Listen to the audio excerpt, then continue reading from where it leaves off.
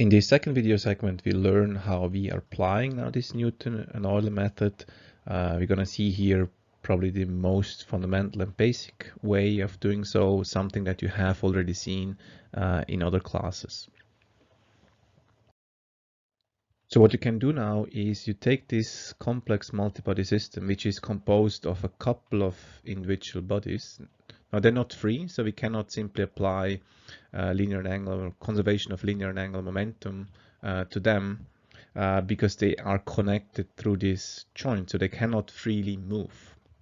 So that means what we can do now is we can just free cut here, so remove all the joints.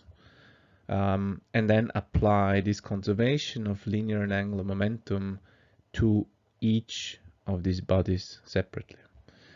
So that means what we have to do is, because we have no joints here anymore, and these joints, what they do is they produce forces that constrain the motion of these individual bodies to stick together so that we can only rotate here in one direction, for example.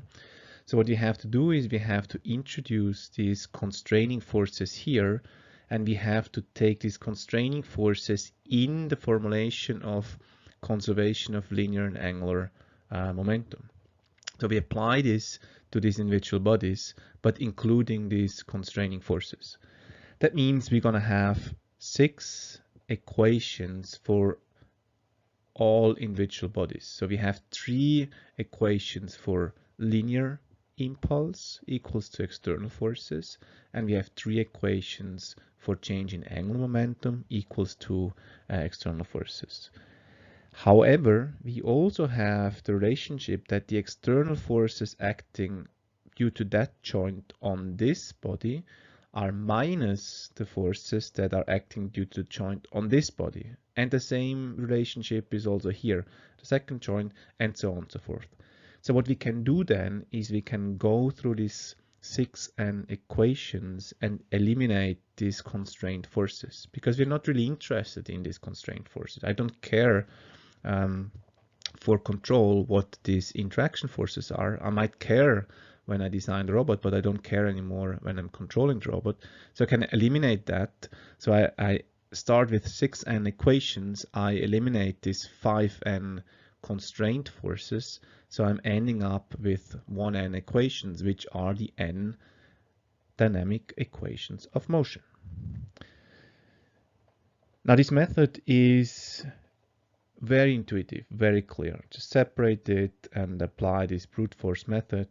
Additionally, you can also, instead of like eliminating the forces, you can also calculate these forces, which means you have direct access to these constraining forces, and you can use this in the design process. So figuring out what kind of load-bearing structure you need there. However, the negative part of this is that it really becomes a huge combinatorial problem. So imagine you have complex multi-body systems. You're going to get like a massive set of equations that you have to somehow combine in order to get rid of these constrained forces. So it's not that handy to calculate with.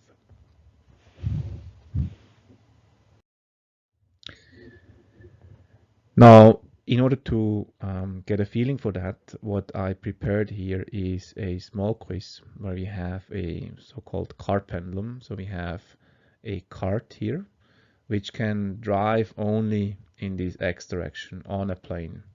And then we have a free rotating joint attached to this cart where we have a pendulum with the mass center of gravity here with a distance offset L. And what we are interested in is identifying the dynamics equations of motion of this cart pendulum. You should be able to do this. Nonetheless, to give you a little bit of a hint and the structure on how to go with that, I have here the way how you should look at it. So step 1 is always separate the problem.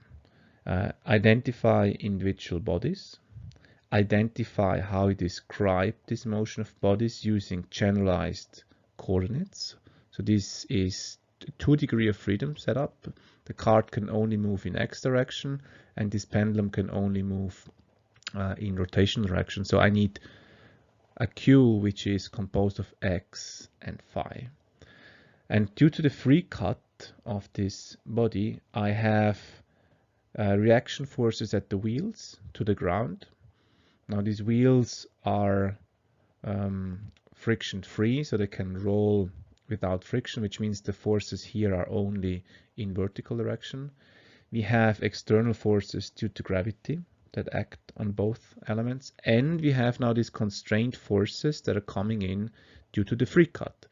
So constraint force in x, a constraint force in y, because we're only looking at the planar problem, we don't have anything in z direction. And we have the same constraining forces here on the pendulum, but of course in the different direction. So fx here points forward, while fx points here backward, and the same for fy.